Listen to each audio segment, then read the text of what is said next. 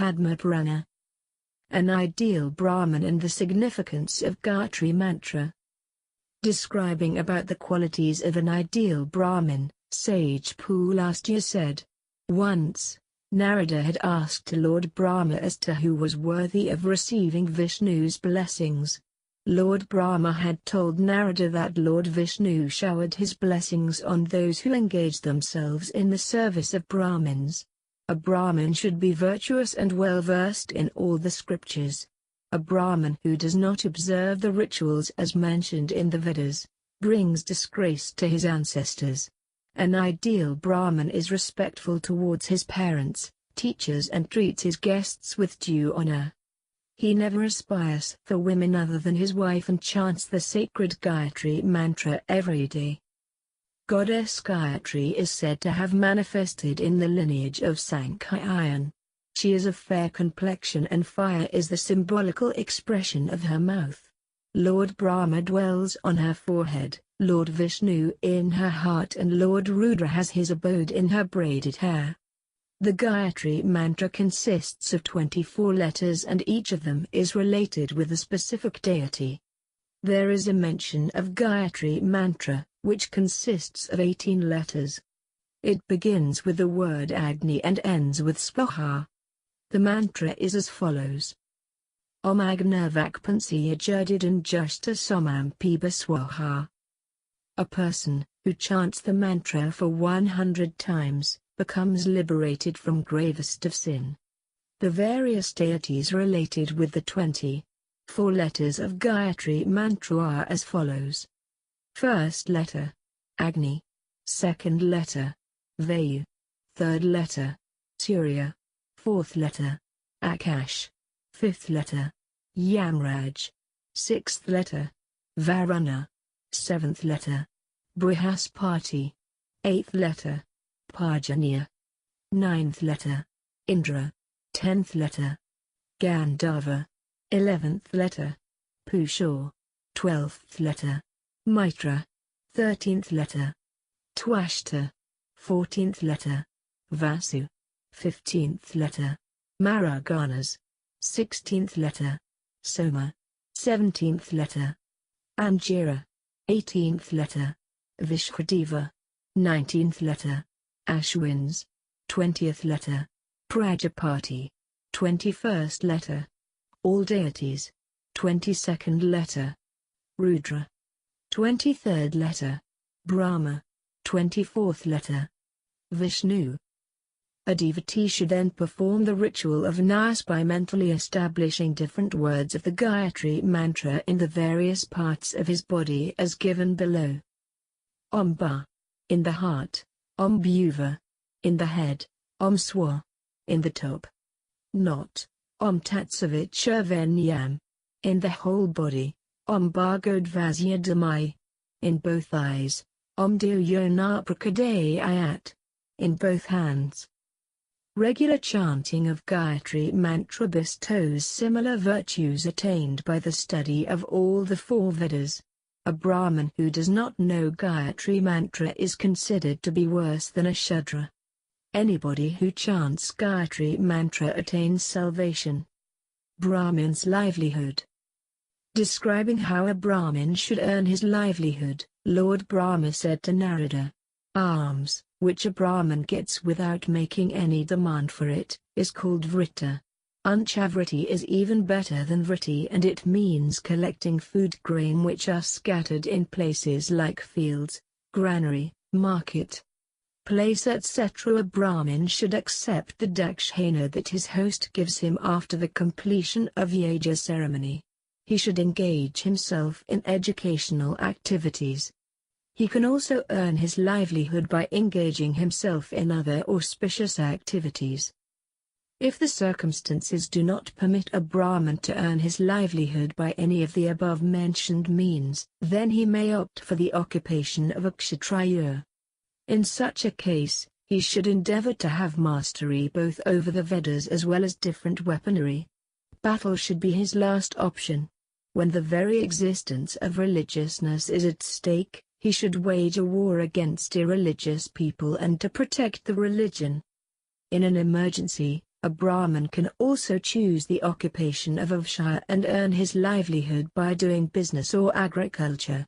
But, while earning his livelihood by doing agriculture, he should in no circumstances abandon his own duties of a Brahmin.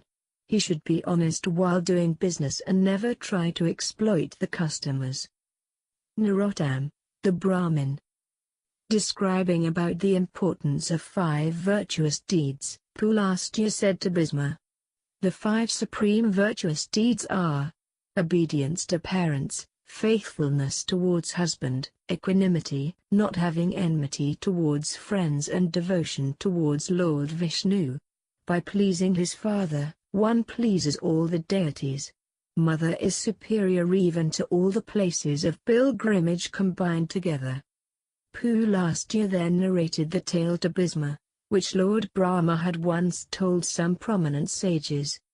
Once, there lived a famous Brahmin called Narottam. He had acquired divine powers on account of his austere penance, but unfortunately he never treated his parents with respect. After taking his daily bath, Narottam hanged his wet clothes in the open sky without any support, and they used to dry without falling down on the earth. This special power had made him very arrogant. One day, a crane flying in the sky passed dung on his face, which made him very furious. Narottam cursed the crane, as the result of which it was burnt to death. His special power vanished due to the sin acquired by killing an innocent bird. Now, no longer his clothes remained in suspended position in the sky. Narottam became very sad. Suddenly he heard a heavenly voice instructing him to see a chandala named Mook. "His discourses would be beneficial for you," said the heavenly voice. Narottam went in search of Mook, the chandal, and found him in the servitude of his parents. Mook was a great devotee of his parents, and his total devotion towards his parents had blessed him with an extraordinary power. His house used to hang in the air without any support. Narottam was deeply amazed at this wonderful sight. He wanted to know how Mook had acquired such divine powers. But Mook requested him to wait, which made Narottam very angry. Mook then told Narottam, "I can talk to you only after attending to my parents. I am not that crane which was charred to death by your curse.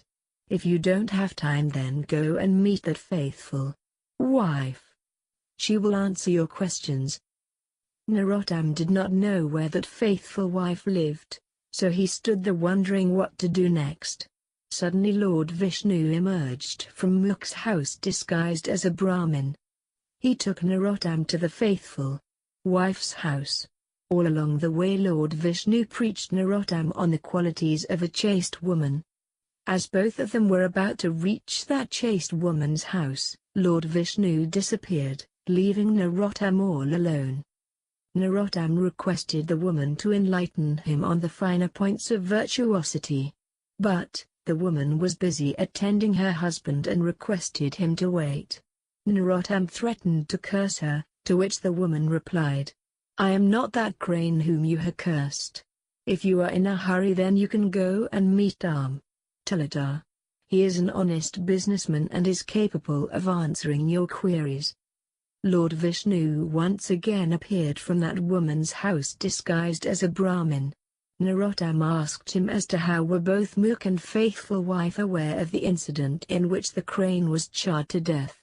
Lord Vishnu told him that both of them had acquired this special power by the virtue of their respective religiousness. Lord Vishnu and Narottam proceeded towards the place where Dharmchalada did his business transactions. As they were about to reach the place, Lord Vishnu disappeared once again, leaving Narottam all alone. Narottam saw Dharmchalada busy in his dealings with total honesty. He requested him to reveal as to what made the wet clothes to hang in the air without any support. Dharmchalada requested him to wait, but Narottam was in a hurry to get answer to his questions. Dharmchalada told Narottam, "Please wait for some time, as I am busy doing my business transactions." If you don't have time, then you can go and meet Urdrakshak, who is fully capable of giving answer to your questions. Lord Vishnu once again accompanied him disguised as a Brahmin. When both of them were about to reach the place where Urdrakshak used to live, Lord Vishnu disappeared and Narottam was left all by himself. Once again, Narottam requested Urdrakshak to preach on the essence of religiousness. Urdrakshak was a man of impeccable conduct and had full control over the sensual urges. He advised Narottam to meet the supreme devotee of Lord Vishnu, who lived nearby. Urdrakshak said, "You would get answers to all your questions. He will reveal to you the reason that made wet clothes to hang in air without any support." Narottam then proceeded towards the place where the supreme devotee of Lord Vishnu lived. Lord Vishnu once again accompanied him in the guise of a Brahmin. After reaching there, Narottam expressed his desire of seeing Lord Vishnu. The supreme devotee took him to a temple situated inside the house premise. Narottam was amazed to see the same Brahmin, who had been accompanying him all along the way, sighting on a lotus flower. He realized that the Brahmin was Lord Vishnu himself. Lord Vishnu blessed him and said, "Be respectful towards your parents, if you want to attain to my abode. I dwell in the houses of people who are virtuous, truthful, possessed equanimity and who have full control over their passion. This is why you found me present at the homes of Chandal, Tuladar and Urdrakshak." Narottam realized his mistake and decided to be in the servitude of his parents for the rest of his life. The significance of Rudraksha, AMLA and TULSI. Once, while describing about the importance of Rudraksha to the sages, Vyasa said, "One who wears a Rudraksha rosary is supreme among all human beings. The mere sight of such a holy man absolves people of their sin." A Rudraksha bead bears features of a linga and yoni on its surface. One should not wear a Rudraksha on which above-mentioned features are absent. Similarly, two-joint beads should never be worn. All the mantras become doubly powerful when chanted with the help of Rudraksha rosary. During Satya Yuga, there lived a mighty demon named Tripurja. He had conquered the deities and was capable of moving in the space.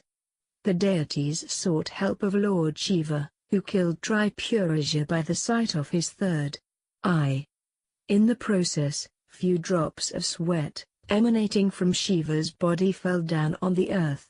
These sweat drops got transformed into a large Rudraksha tree. AMLA is a very nutritious fruit and great religious significance has been attached to it. AMLA fruit is very dear to Lord Vishnu and its use on the auspicious day of Ekadasi brings unmatched virtue. A person who regularly eats AMLA enjoys a long life. The following tale adequately describes the religious importance of AMLA. Once upon a time, a Chandala went into the forest for hunting. He hunted many deer and birds. Feeling hungry, he saw an AMLA tree and climbed up the tree. This way he satiated his hunger by eating sweet AMLA fruits.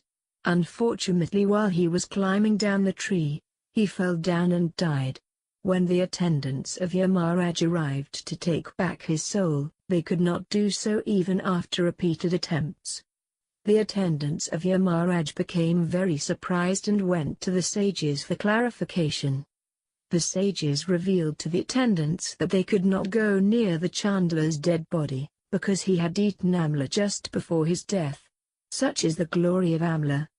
Once Kartikeya asked Lord Shiva about the holiest tree, which was capable of giving salvation.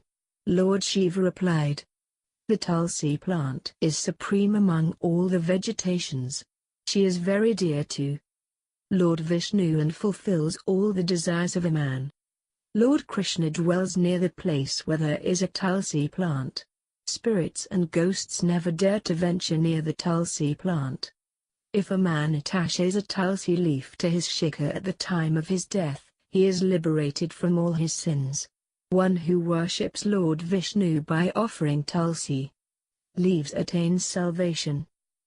The importance of Surya's worship. Once, while describing about the importance of Surya's worship of Champayan, sage Vyasa narrated the following tale.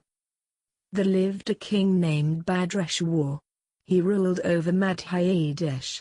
Once his left hand was infected with leprosy.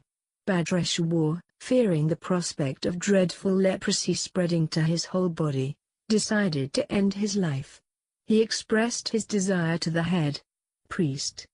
The head priest cautioned Bhadrashwa that if he went ahead with his decision, then the whole kingdom would be destroyed.